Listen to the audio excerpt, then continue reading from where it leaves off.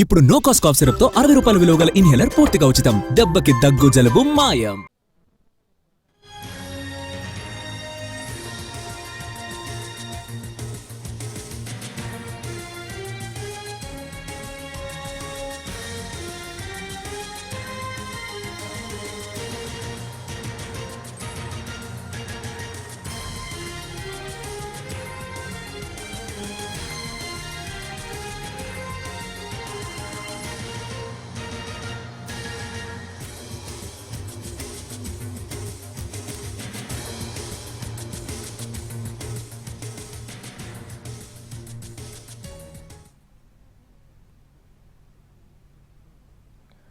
Kurnool bus దగ్ధం ఘటనలో ఆసక్తికర విషయాలు బయటపడుతున్నాయి. Vemuri Kaveri travels bus luggage క్యాబిన్లో తరలిస్తున్న వందల మొబైల్ ఫోన్లు పేలడం వల్లే ప్రమాద తీవ్రత పెరిగిందని ఫోరెన్సిక్ బృందాలు ప్రాథమికంగా గుర్తించాయి. భారీ ప్రాణ నష్టానికి దారితీసిందని అంచనా వేశారు. తొలుత బస్సు ద్విచక్ర వాహనం ఢీకొనగానే తన ఆయిల్ ట్యాంకు మూత ఊడిపడి అందులోని పెట్రోల్ కారడం మొదలైంది. అదే సమయంలో బస్సు కింది భాగంలో టూ వీలర్ ఇరుక్కుపోవడంతో దాన్ని బస్సు కొంత దూరం ఈడ్చుకెళ్లింది. ఈ క్రమంలో నిప్పురవ్వలు చెలరేగడం, దానికి పెట్రోల్ తోడవడంతో మంటలు వ్యాపించాయి. ఇవి తొలుత లగేజ్ క్యాబిన్ కు అంటుకున్నాయి.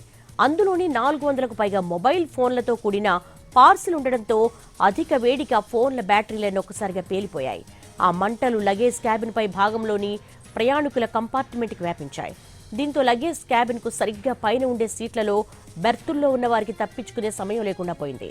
15 నిమిషాల్లోనే బస్సు మొత్తం దగ్ధమైంది. బస్సు మొదటి భాగంలోని సీట్లు బెర్తుల్లో ఉన్నవారే ఎక్కువగా ప్రాణాలు కోల్పోయారు. ఘటనా స్థలాన్ని దగ్ధమైన బస్సును పరిశీలించిన ఫోరెన్సిక్ బృందాలు ఈ విషయాన్ని గుర్తించాయి.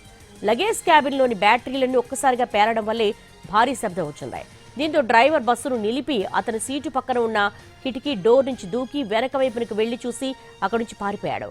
అప్పటికే బస్సు దగ్ధమై పొగ మంటల్లో చిక్కుకుపోయింది. బస్సు లోపల చిక్కుకున్న ప్రయాణికులు తప్పించుకునేందుకు యత్నించిన కుడివైపునున్న ఎమర్జెన్సీ డోర్ తెరుచుకోకపోవడంతో వారి ప్రయత్నాలు ఫలించలేదు.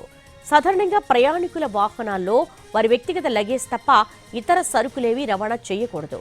కానీ ప్రైవేట్ ట్రావెల్స్ బస్సుల యాజమాన్యాలు సరుకు రవాణా కోసం వాడేస్తున్నాయి. వాటిని లగేజ్ క్యాబిన్లలో పెడుతున్నాయి. ఏదైనా ప్రమాదం జరిగినప్పుడు వాటికి మంటలు అంటుకోవడం వల్లే ప్రమాద తీవ్రత పెరుగుతుంది. కర్నూలు ఘటనలో కూడా ప్రమాద తీవ్రత పెరగడానికి మొబైల్ ఫోన్ల పేలుడే కారణమని ప్రాథమికంగా తేలింది. సాధారణంగా మొబైల్ ఫోన్ల పై భాగాన్ని ప్లాస్టిక్తో, బ్యాటరీలు లిథియంతో తయారు చేస్తారు.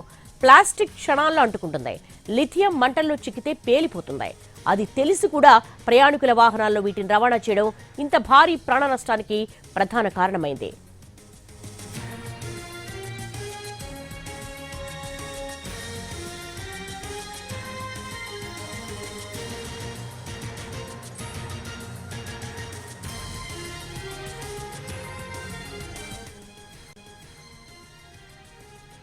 బైకర్ శివశంకర్ కు ముందే యాక్సిడెంట్ అయిందా?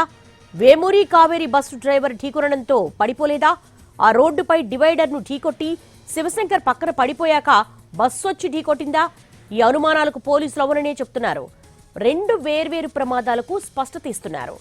బైకర్ శివశంకర్ ముందుగా పడిపోయాక ఆ తర్వాత బస్సు వచ్చి ఢీకొనడంతో మంటలు అంటుకున్నాయని పోలీసులు భావిస్తున్నారు. ఈ కోణంలో పోలీసులు దర్యాప్తు చేస్తున్నారు.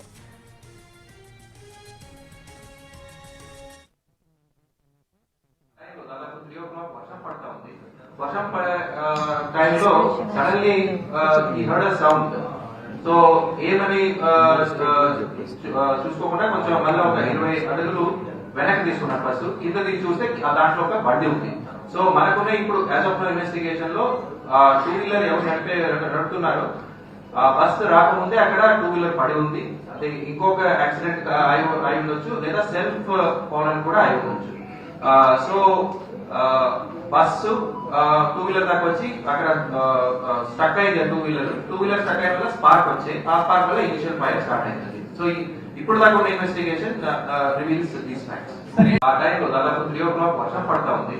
వర్షం పడే టైంలో సడన్లీ ఈ హర్డ్ అ సౌండ్. సో ఏమని